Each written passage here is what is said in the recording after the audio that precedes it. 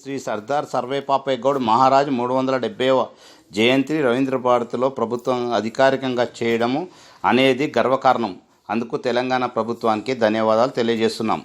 తెలంగాణలో 33 జిల్లాల్లో గ్రామ గ్రామాన పల్లె పల్లెన వాడవాడన ప్రజలు శ్రీ సర్దార్ సర్వేపాపన్న గౌడ్ మహారాజ్ 370వ జయంతి జరుపుకుంటున్న అందరికీ ధన్యవాదాలు తెలియజేస్తున్నాం.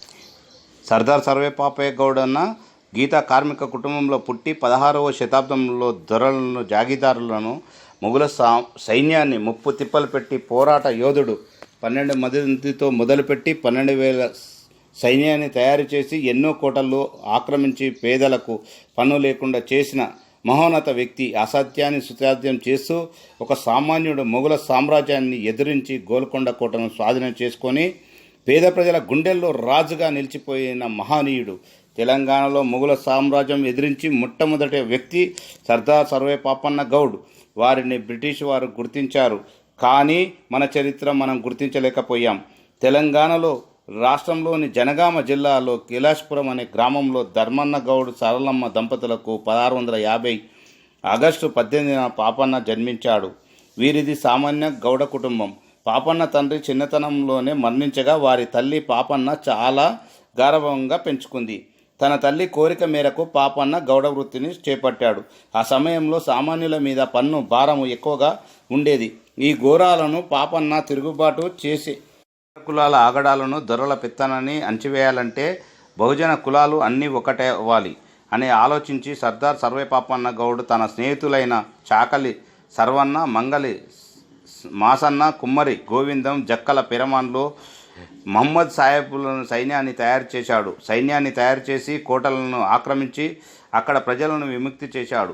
12,000 మంది సైన్యంతో 1675లో సర్వేపేటలో మొట్టమొదటిసారిగా కోటను నిర్మించారు. ఆ తర్వాత భువనగిరి కోటలో 20కి పైగా కోటలను నిర్మించాడు.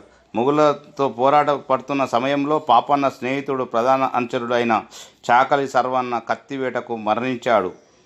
తన స్నేహితుడు గుర్తుగా అప్పటి నుంచి పాపన్న తన పేరుని సర్దార్ సర్వేపాపన్న మార్చుకున్నాడు. ఏప్రిల్ 1న 1708లో వరంగల్ కోటను ముట్టడించి అందులో మగ్గుతున్న వేల మందిని అమాయకులను విడిపించి వరంగల్ కోట తన ఆధీనంలోకి తీసుకురావడంతో ఒకేసారిగా ఆయన పేరు మారుమోగింది. వరంగల్ కోటనే కాకుండా భువనగిరి మరియు ఇంకా కొన్ని కోటలను తన ఆధీనంలో తీసుకొచ్చాడు. మొఘల రాజు అయిన బౌద్ధ షాకి 14 లక్షల రూపాయలు మొఘల సామ్రాజ్యానికి కావాల్సిన ధాన్యాలు ఇవ్వడంతో గోల్కొండ రాజుకు గోల్కొండ కోటపై తన జెండాను ఎగరవేశాడు. బ్రిటిష్ వారు ఆయన గొప్పతనాన్ని తెలుసుకొని లండన్ మ్యూజియంలో పెట్టుకున్నారు. చరిత్ర గుర్తించలేకపోయింది. భారతదేశ చరిత్రలో దళిత బీసీ కులాల నాయకత్వంలో దళిత బహుజనులు ఏకమై ఉద్యమిస్తే రాజాధికారం సాధించవచ్చు. 17వ శతాబ్దంలో నిరూపించిన సర్దార్ సర్వేపాపన్న గౌడ్ అన్న సామాజిక రాజకీయ ఉద్యమాలకు ముందు వరుసలో ఉండాలి. సర్దార్ సర్వేపాపన్న గౌడ్ స్ఫూర్తితో నేను గత 20 సంవత్సరాలుగా రాజకీయాలలో ధర్మ పోరాటం చేస్తున్నాను. ఎమ్మెల్యేగా ఇబ్రహీంపట్నంలో అగ్రకులాలకు పోటీపడి ధర్మ పోరాటం చేశాను. మరోసారి భువనగిరి పార్లమెంటు ఎంపీగా పోటీ చేశాను. తెలంగాణలో 36 లక్షల మంది ఉన్నాము. మనము 20 మంది ఎమ్మెల్యేగా గెలుచుకోవచ్చు, 4 ఎంపీ సీట్లు గెలుచుకోవచ్చు. మనమందరం ఐక్యమైతే పార్టీలకు అతీతంగా పోరాడితే రాజ్యాధికారం పొందవచ్చు. గీతా కార్మిక భవనాన్ని నిర్మించుకోవచ్చు. మనం 200 కోట్లతో సొసైటీని మనమే నిర్మించుకోవచ్చు. పాపన్న గౌడ్ చరిత్రను పాఠ పుస్తకాల్లో పెట్టుకోవచ్చు.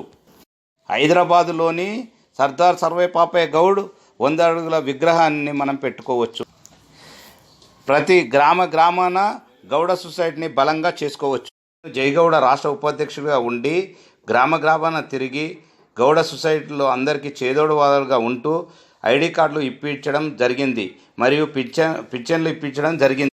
మన జీవన ఉపాధి అయిన తాడి చెట్లను రియల్ ఎస్టేటు పేర్లతో ధ్వంసం చేస్తున్నారు. ప్రతి ఊరిలో గౌడ సొసైటీని ఆ చెట్లను నరకకుండా ఆపాలి. ఒకవేళ చెట్టుని తప్పనిసరి తీయవలసి వస్తే దాన్ని మరొక చోట పెట్టుకోవాలి. తాడి చెట్టును కనుక నరికితే గౌడ సొసైటీకి 10,000 రూపాయలు వసూలు చేయాలి. ఆ డబ్బును ఎవరైనా చెట్టు మీద నుండి పడి వికలాంగుడైతే వారి కుటుంబానికి ఆర్థిక సాయం చేయాలి. భారతదేశంలో ప్రతి గ్రామంలో చౌరస్తాలో సర్దార్ సర్వేపాపయ్య గౌడ్ విగ్రహాన్ని నిలబెట్టుకోవాలి. ప్రతి గ్రామాల్లో మన కులదైవమైనటువంటి శ్రీ కంట్లమేశ్వర స్వామి గుడి, ఎల్లమ్మ తల్లి గుడి, వనమైసమ్మ తల్లి గుళ్ళు నిర్మించుకోవాలి. మరోసారి శ్రీ శ్రీ శ్రీ అత్తా సర్వే పాపైన గౌడ్ మహారాజ్ 370వ జయంతి ఉత్సవాలకు చేసుకున్న నా గౌడ మిత్రులకు, నా సహోదరులకి మరొకసారి ధన్యవాదాలు తెలియజేస్తున్నాను. జై గౌడ్, జై గౌడ్.